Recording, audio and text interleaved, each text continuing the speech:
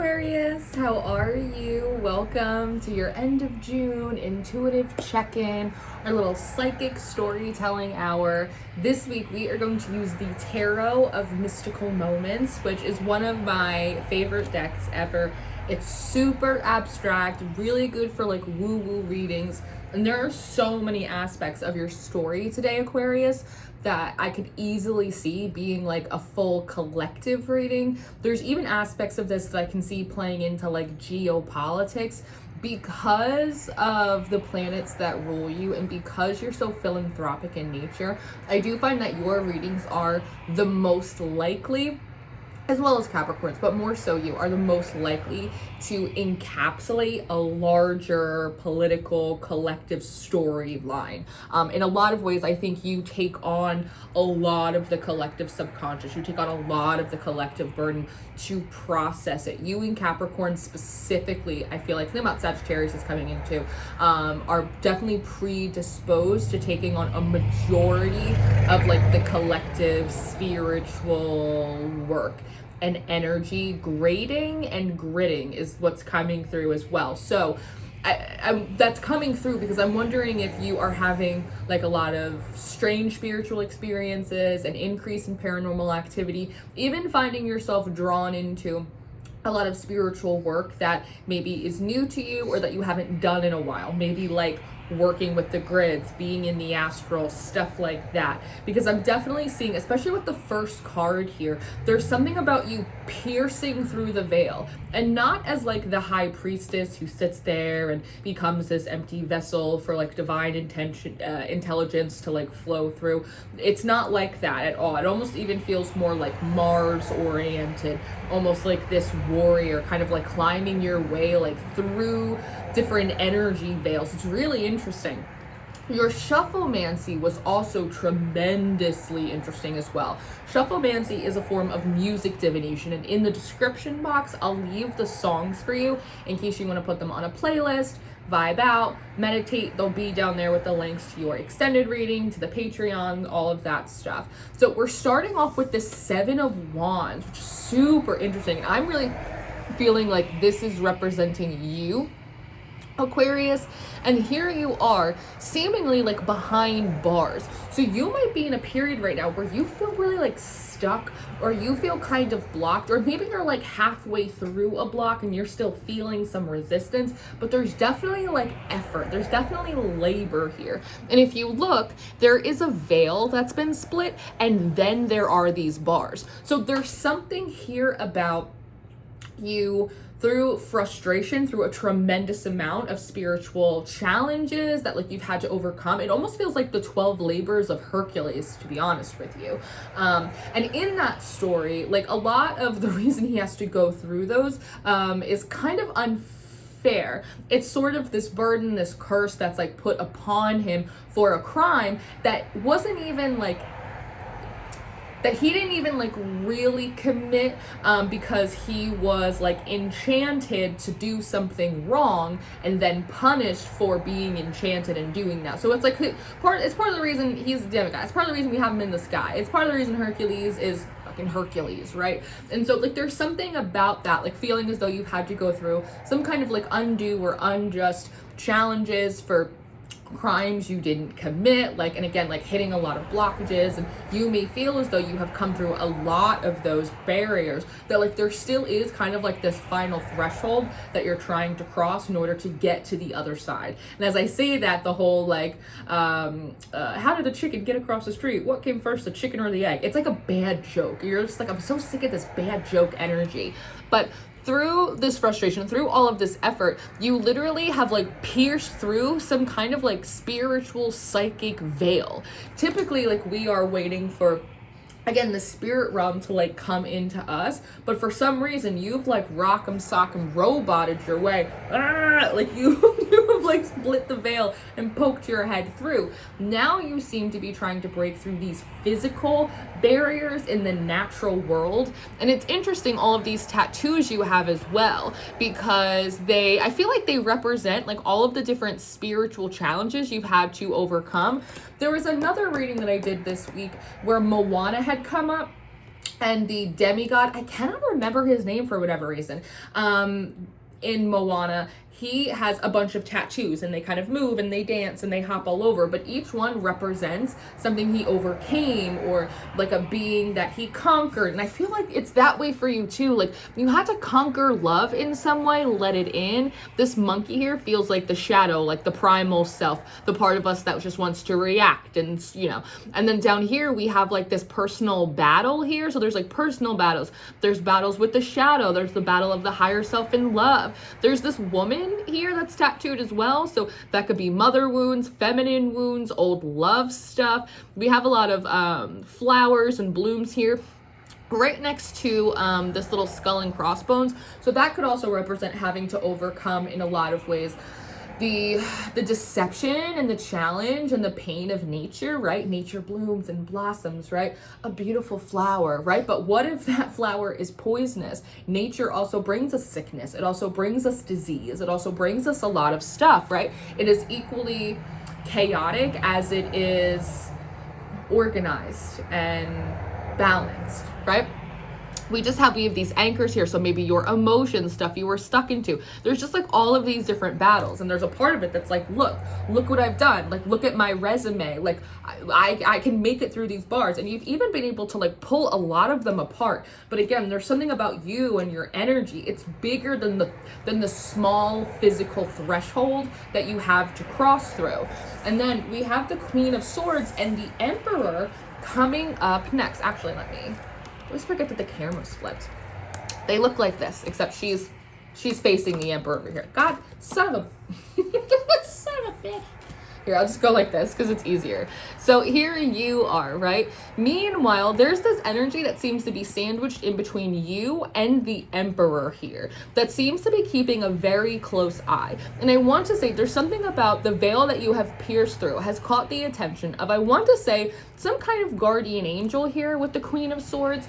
And when I first tapped into your energy, the first thing that I felt, similar to someone else's reading that I did recently, it felt a little bit like you or they, like someone was in some kind of like observatory, some kind of tower, but as opposed to feeling like, and maybe it was Virgo's reading, but as opposed to feeling like a literal tower or like a military tower, it felt like sort of like a science tower. Like I saw beakers and Bunsen burners and little potions and like very like the alchemist, very like scientist kind of thing, an astronomer per sorts. And you seem to, even like they have all of these windows, and this was the first card that came out.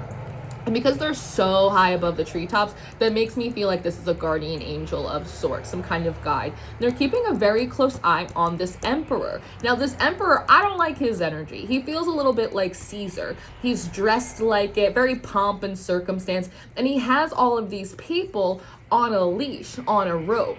Now, this is the part where I'm like, this could feel a little bit like geopolitics, that collective energy, because we are going through a situation right now in the United States where we have a band of hooligans that are literally kidnapping people into human trafficking, which is what that is. And if you don't agree with me, you should get off my page. But so I could easily see like a situation where maybe Aquarius, for all intents and purposes, maybe you are someone's guardian angel. Maybe you have a loved one that has been kidnapped, that is being detained right now, and you are watching very closely the big orange Dawn doing what he's doing, kidnapping all of these people, right? Like that could very much be the case where you have someone who is incarcerated, you have someone who has been detained, you have someone who is in trouble, right? That has to basically, it may as well be a spiritual miracle to like get into communication with you, and you keeping very close eye on what is happening politically, what is happening on the streets, what is being told, what is not being told, all of that. I could absolutely see that. But there is something about gatekeepers and blockades in this collective right now that's coming through as well. And so there could be something about this Emperor representing like the pomp and circumstance of like the system, or of like the matrix in the world, or of maybe someone specific, maybe that's it, someone, I see 82 coming out, someone specific who is like acting as a gatekeeper, holding the reins, withholding freedom, withholding movement from you. And so maybe you've had a lot of experiences, like a lot of the signs, I keep wanting to call you Capricorn for whatever reason, a lot of the signs, Aquarius, where you're like, hey, like I've made it through a lot of this shit. Why are there still all of these blockages? If it's work that I have to do, I have plenty of evidence that I'm not afraid to do the hard work, but I feel like someone or something is literally standing in my way for whatever reason. And it feels like personal, almost like, I don't want to say it's everybody, but at least like half of the zodiac that I've read for over the last week or so feels like there is a particular person that has taken a particular problem with each of you. Again, it feels very direct, and you're saying, hey, there's this emperor, he like will not let me pass, he's got all of these people on a leash, and he is preventing me from moving forward because I will not allow myself. You're like, what is it, that corn song? Freak off the leash or freak on a leash. They're like, I don't want to be like a freak on a leash. I don't want to do that. I don't want to be caught up in like their little web or their little net. I won't do it. And because I won't comply, they will not let me pass. But again, like there's something about this emperor, like it's all pomp and circumstance. It's like these people never have the actual authority that they think that they do. They just push it as far as they can until someone stops them, right? Now, underneath that, you have the star. And so again, I really do feel like the Seven of Wands represents you. And what's so interesting is I almost feel like the more you pull these bars apart, the more like, it's like, there's also a lot about like the fae that have been coming through a lot. Yeah, but it's like the more you pull these bars apart, it's like this little light, this little bit of magic, this little fairy, like this little, I don't know, alchemical bit of you, it starts to like burst forth.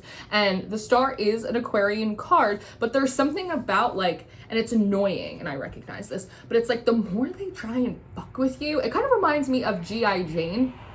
And there's a scene in there where she goes, the more everybody tries to fuck with me, or the more everybody doubts me, it just makes me want to gut it out. And that feels a little bit like this. It's like the more you pull these bars, it's like the more you're amplifying your power, the more you're amplifying your star power, the more you're becoming, like Hercules, you're becoming legend in some way. It's like, I hope you're writing this down is what I really want to say. There are probably people that told you to write a book. You're probably like, I'll get to it eventually. At the very least, like you should be keeping some kind of like documentation of like, even if this is just a purely spiritual experience, because this might turn into like a gorgeous sci-fi movie one day. Like someone might need this, right? I feel like you should definitely be documenting this because you're kind of like Hercules and you're moving through these like 12 labors. And similarly, like they put him in the sky, they made him a star, not just in mythos, but also like in the constellations. And so there's something about that in you as well. I don't know if like, I don't know, you got a download about them like putting you in the star or placing you amongst stars, literally and metaphorically in some way. And underneath the Queen of Swords, we have the Five of Cups. So this is super interesting to me because she seems to be like wading out into some kind of water to like take the temperature. This is also like the spiritual realms. The Queen of Swords is the Queen of Air, right? So this feels like, again, a guardian angel, someone that operates like very much in the ether, but water represents the spiritual realms, but also like the marine kingdom, which is something that came through in another reading, is kind of like its own world here on Earth, right? I always say, like, we always look for aliens out there, but like maybe we should be looking for them in the sea, yes? And so this energy seems to, or maybe it's like an additional energy. Maybe the Queen of Air has like hopped out of the air and into the water. Maybe this is like another assistant, like they're teaming up. I am seeing a lot of teaming up of guides and deities and energies and helpers, like kind of in the ethers for a lot of the collective right now. But this energy that is either an extension or an addition to the Queen of Swords is wandering out here and almost like trying to take an estimation of the damage. There's just like, wait a second. Okay, you go watch the Emperor over there and see what kind of fuckery they're doing. I'm gonna go take the pH of the water. What is the spiritual climate right now? How it looks like it's like there's been a big flood, like there's been mass devastation. Look at these flower petals. It's like, actually, what has Aquarius lost? What is the destruction? What is the insurance policy here? Like there's something here. I can't see her other arm or her other hands, but I almost feel like she's going like, oh my God, like looking around and like kind of doing the math in some way. Underneath the Emperor, we have the World card. So again, like there's something about this individual that feels like they are on top of the world. They are ruling the world. You actually might be hearing that song. I think it's by Tears for Fears. Everybody wants to rule the world. That might be a song that's coming up for you on your shuffles, on the radio, whatever it may be, excuse me.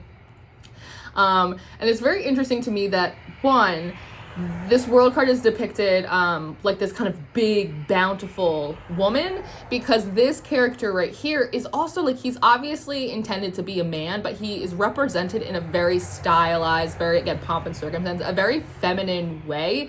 So there's something interesting about that we're gonna get to in a second. But here, it's like, see how she's holding like these other worlds, sort of like the Two of Wands. It's almost like there's commentary here of like, this person thinks they're on top of the world owes them, they try to rule and run the world, but like, and they try and do it by capturing, kidnapping, holding hostage these people, right? Imprisoning them in some way, preventing them from going in order to like siphon energy, feed their own ego, use their labor, use their power, right? Could be like colonization, like all of that in order to feed like their own rise. But meanwhile, what they're supposed to do is like be creating new worlds, new opportunities, exploring new lands. Like they're not supposed to be doing that. There's also something here about, if you look very closely on this world, it almost looks like there's a fingerprint right here. And so there's something about like every single person that's like on this leash, every single person that is on or underneath like the reign or the terror of like this weird little boy king, this weird little emperor here, it's like they all have a fingerprint. It's like they all have a spiritual ID, and each one of those people, they have guardian angels, they have underworld energies, they have gods, they have ancestors. It's like it will all be accounted for, especially because the star, right, the keeper of the heavens, the Five of Cups, the person who's doing like the spiritual audit of the damage that's been done by this emperor, and the world. It's almost like Hecate, right? Like keeper of the keys here. It's like they're all running the numbers on this person. And like there will be a bill for this, I want to say. And again, there's aspects of this energy that feels very personal to a very specific and strange spiritual experience that you might be going through behind the scenes that you cannot talk to anyone else about. I can also easily see this as above, so below, being very reflective of like the political climate that we're living in right now, right? Now underneath you have the Hangman. Now I really like this because it is a Piscean energy, and Pisces exist in between the veil. They exist in between the various realms. But what I love is just as you've ripped apart the veil, and I like that there's blue here and there's blue clear skies in this background and on the stress, and just as you pulled apart this bars, here she seems to be unzipping something, and she seems to be unzipping something from the natural world. So there's something that you're doing spiritually. Maybe you're having a spiritual crash out. As a Pisces, I'm like a part-time crash out, so I get and respect it. But you might be having some kind of spiritual crash out right now that is not only ripping through the veil, but it's actually allowing more of the spirit world that you're connected to start interfering with your natural world. And the way that it's happened is literally through your strength. It's literally through your, it's like you're hulked out, and you've like pulled it apart in some way. Interestingly enough, in this deck, there's two versions of every king, and there's two versions of the emperor, because this is like a feminine heavy deck. But underneath the Queen of Swords and the Five of Cups, there is this other version of the Emperor. And if you notice, like, he has a very different expression than this one. One, he feels more classically masculine. However, he is adorned with a lot of flowers, with jewels, with like a lot of these softer kind of tones, which I like. I also like that he's out here in nature and he's not kind of penned in to like his little castle. And he's holding nothing. He holds his staff. He holds the own symbol of his own authority over himself, right? But he's not holding on to other people on a leash here by any sorts, right? And so this to me feels like this emperor represents, I want to say like the king of a pantheon or the head of a particular pantheon. You must be someone that likes to dabble in like deity work. And again, if you are like not a very active spiritual practitioner in your mind palace, you probably want to go watch one of the other signs for one of your other placements, because this person that I'm reading for right now, you're an active spiritual practitioner, and this emperor is the head of some kind of pantheon, or at the very least the head of like an ancestral line. This is a patriarch. This is like Big Papa right here. And again, he's not the same as over there. And so there also seems to be something about these two queens. Even though this is the Five of Cups, I wouldn't say she's like a Queen of Cups. I wouldn't say she's like the Queen of Water.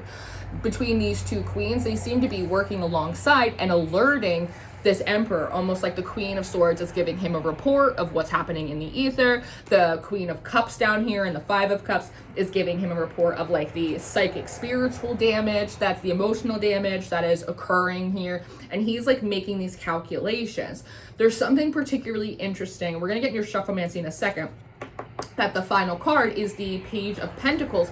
Underneath this emperor, these are the same people here. So one, this girl is like quite large in reference to the rest of this environment. So there's something about this emperor that has been consistently trying to dominate nature. It almost feels a little bit like Dr. Frankenstein, consistently trying to dominate nature, manipulate nature. It's not like, oh, I'm gonna try and manifest something, or oh, I'm gonna make a fairy ring. Like, it's not like that. It's not like a witchy pagan way. It feels quite perverse. It feels like an abuse of science. It feels like that. And again, if we look through the history of colonization, there's a lot of horrors that people will forever, if there's a good and just God in the world, suffer for the weird scientific experiments that have been done. So this is someone that, again, from the beginning of time, like even in their youth, like we're always trying to experiment or exploit or manipulate or dominate nature and science in some way. And again, I'm seeing these people here on these if you catch my drift, you kind of see where I'm going here. Now, the Shufflemancy is particularly interesting because a couple songs came on. The first of which is Jesus Walks by the apparently reformed anti-Semite Kanye West, right? And in that song, there's always that line of well, if I talk about God, my records won't get played, huh? So I'm wondering if there's something about your faith, if there is something about your ethics, your morality that you are very vocal about. Again, like, I'm not going to be one of your freaks on the leash. That like you are very much, you have a spirit of advocation about you. You are the person who will say, no, that's wrong, that's disgusting, that's immoral, that's not right. And it rubs someone or something the wrong way, right? Maybe on a very large geopolitical scale, maybe someone very personal that you know or knows of you, perhaps, that does not like it because it interferes with their plans of domination. The second song that had come on was Country by Reoma. And so there's also something intimidating or threatening to whoever this false emperor, this baby king is, about like, you have a very salt of the earth type of energy. You cannot be outworked. You cannot be out evolved. You cannot be like out ascended, because it's like the inner, the outer, like you have proof, you have receipts for all of these challenges, right? And as I was sitting there and I'm thinking about that, I'm also thinking about the country. I wonder if there's something about the origins of this emperor that are very similar to you. Maybe you come from the same place, but you're very different people, or the way you have processed or moved through similar circumstances coming from the same place is very different. Some people come from humble origins and they're proud of them and they work themselves up, and again, they embrace the salt of the earth and like they use it as part of like their building blocks to who they are in the future. Some people take where they come from and they spend their entire lives trying to hide it under perfume and pretending to be something that they're not. And so like for Dr. Frankenstein, how they try and mold themselves, they pick these different pieces from the world, from power players, from people or places or things they've seen that make them feel as though it's better than what they came from. And they build themselves up like this weird little creature of Dr. Frankenstein, to the point where they become this really twisted, perverse version of themselves that is so unnatural to who they actually are, right? And then I'm looking back at this card and I'm noticing that this guy here, it looks like he's almost like a little bit of like a lipstick on him, which makes me feel like there's also something about you, Aquarius, that is very inclusive and very much embracing both sides, all sides of your sexual fluidity, your gender fluidity, right? You have no problem sitting in your masculine, no problem sitting in your feminine, no problem ignoring both of them, embodying both of them. And then I started looking at this Emperor again and this Page of Pentacles, and I'm looking at her hair and these little tendrils, and I'm looking at his hair and how it's so well styled. And immediately, clear as day, I looked at the Emperor and I went, this is a suppressed, self-loathing homosexual. This is someone who is probably gay, and maybe they were raised in the country and they could not accept themselves. They learned to hate themselves for it, and they decided to make it everyone else's problem for fucking ever. This is a self-loathing, self-suppressed homosexual. And you know what came on the Shufflemancy the second that came on my head? All the things you said, all the things you said, running through my head, all the things you said, which is a song about lesbians. And there's literally a line in there where she's like, Daddy looking at me, will I ever be free? Have I lost my mind? And she goes like, have I crossed a line? Sure as shit, that song came on the goddamn Shufflemancy. So that's part of it. And as soon as that happened, my spirit internally, it just broke out in like giggles. And I start looking like back at you and you're like, well, of course, you come from the same place. You have been able to embody and accept all aspects of your duality to the extent that you can actually figure out like where you like to settle, what your center point is. And this person couldn't do that, and they have to abuse everyone else in the fucking process. There's also something about this Queen of Water and this Five of Cups. She's a root worker. She's light skinned, but she's a root worker here, who feels like it's not just working on your behalf, but because she's placed next to the world and the star, there's also something about, we just saw that plantation burnt down, amen. There's also something about her being active in this process as well, about bringing justice to the collective. It feels like there's a group of you going through this, being kind of tortured or blocked off or imprisoned in some way by this weird repressed baby emperor here. But again, you have the spiritual and you have the natural strength to rip open the veil, to correctly point a spotlight and who and what is the actual threat here. You have caught the attention of not one, not two, maybe not even three, but several very large, heavy-hitting spiritual energies that are appointing, and the word anointing is coming through as the new Hercules in some way, or the collective of you are the new Herculeses. And I almost literally see someone like picking out stars and like arranging them almost like a rough draft on like a piece of paper, and like holding them up, like getting ready to like put them in the sky amongst the other stars. This is a very interesting reading. It is, in truth, a lot of it is a little bit above my head, so I hope I did it some justice for you. I am going to take it to the extended. I'm going to take it to the extended and see what else we can pull out of here. So if you're interested in the extended reading, if you're interested in a personal reading, if you're interested in joining the Patreon community, that's all going to be there for you. Your Shufflemancy songs are in the description box. And that's what I have. I love you. I'll see you later.